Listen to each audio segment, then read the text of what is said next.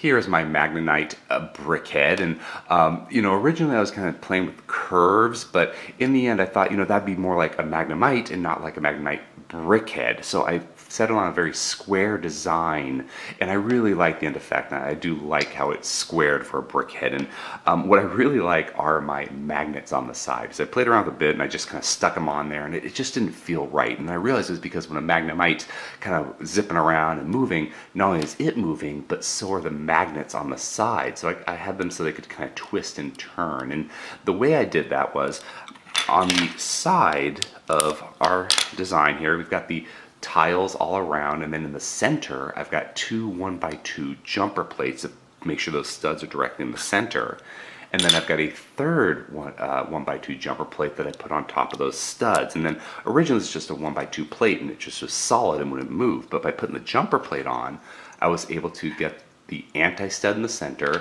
put it into that center hole, and now we've got this thing that moves. And then to create the magnet itself, to get that right length, it's a 1x4 plate, two 1x2 bricks, and on the ends I got the 1x1 plates in red and blue to kind of create the magnet look. And now we've got these magnets on the side that'll kind of move around on both sides. And then for the back, very simple flat design. And then in the front, I've got tile piece here, 1x4 tile piece, two 1x2 tile pieces on the side, but in the center, to create that eye, I have a 2x2 plate. And the reason I did that was I was playing around with different designs, giving him a big eye, but in the end I settled on getting a round 2x2 tile piece with a center stud, and I just put that center stud on that 2x2 plate.